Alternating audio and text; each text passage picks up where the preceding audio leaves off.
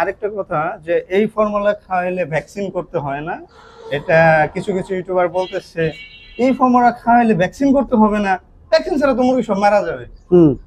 মুরগি রানী খেতে হইলে আপনি শেষ, গাম্বরা হইলে আপনি শেষ, আরো আইবিএস আরো যে আছে এগুলো হইলে শেষ। আচ্ছা, আমি যে 2 বছর যাবত মুরগি পালি, আমি তো কোনোদিন ভ্যাকসিন করি না। এটা খাওয়ানোর পর আমি ভ্যাকসিন করি নাই। আলহামদুলিল্লাহ আমার মুরগি গাম্বুরা রানী খেত আইবিএস কোনোটাই ধরে নাই।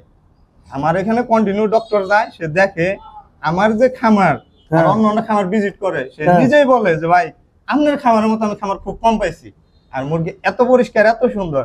তাহলে সে বলতেছে মানে কিছু কিছু ইউটিউব বলে ভ্যাকসিন না করলে আপনি মুরগি শেষ হয়ে যাবে, এইটা খাওয়াইলে কিভাবে মুরগি হবে, এটা তো সম্ভবই না। সে আসুক আমার খামারে, সে ভিজিট করে যাক যে আমি মুরগি কি ভ্যাকসিন করে খাওয়াইনি।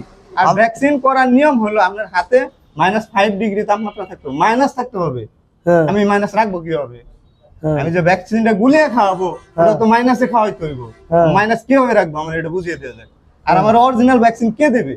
এই যে আমরা ভ্যাকসিন কিনে সব মিথ।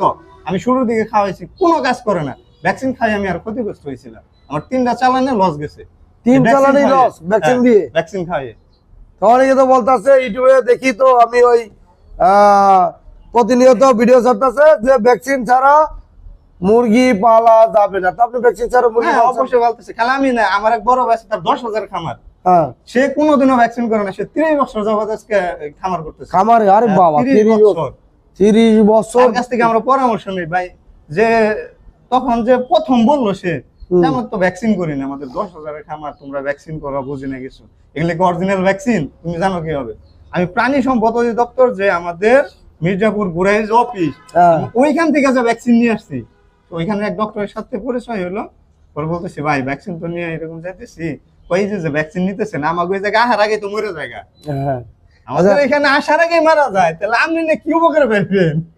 50 মুরগি 100 মুরগি ম্যানেজমেন্ট কইরা কোনদিন একটা খামারি 1000 বা 1500 মুরগি সে লালন পালন করতে পারবে না। না না না, সম্ভব না, কোনদিনও সম্ভব না। আপনারা দেখাইবে একটা ঘরের ভিতরে বা একটা জায়গায় বোর্ডিং করতেছি 100 মুরগি গুল করে, আমার 1500 2000 মুরগি আমি গুল করে কয়টা করব? তাই তো, এটা কি সম্ভব?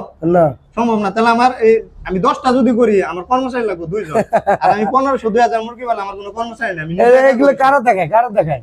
আছে ইউটিউবে, আছে দেখাইতেছে, ইউটিউবে দেখাইতেছে। হ্যাঁ, যে মুরগি বাটপার সিটার ইউটিউব থেকে রাখবো না, বাটপার সিটার সব ইউটিউব থেকে আস্তে আস্তে কিভাবে বিদায় করা যায় তার ব্যবস্থা করতেছি নাকি? জি, আমি ফর্মুলা আবিষ্কার করছি, কি জোশ জোশ কতটা কার্যকারী। আমি একজন প্রতিষ্ঠিত ব্যবসায়ী, আমার মেডিসিনের ব্যবসা এবং আমার লাইসেন্স নিয়ে, লাইসেন্স সমস্ত কাগজপাতি নিয়ে আমি প্রতিষ্ঠিত। এটা আমার কিন্তু অফিস, আমার গোডাউন কিন্তু আছে, গোডাউন আছে না? হ্যাঁ আছে, অবশ্যই আছে। বিগত দিনে যারা আমার পুরনো সাবস্ক্রাইবার যারা আছে তারা আমার গোডাউনও দেখছে, আমার মেডিসিনের গোডাউন আছে, অর্থাৎ আমার কাছে সব ধরনের মেডিসিন আছে। হ্যাঁ, আমি দেবো আপনার ফর্মুলা, আর ডাক্তার আমার ডাক্তার দেবে কিন্তু পরামর্শ। আমি কিন্তু সার্টিফিকেট পাওয়া লোক এবং পুরস্কার, প্রাণী সম্পদের পুরস্কার পাওয়া লোক, তারপরেও কিন্তু আমার কিন্তু ক্ষমতা নাই, এটা কিন্তু আমার ক্ষমতার বাইরে। হ্যাঁ অবশ্যই ক্ষমতা, আমি আপনারা দিতে পারবো না পরামর্শ, পারলেও দিতে পারবো না, আমি পারি।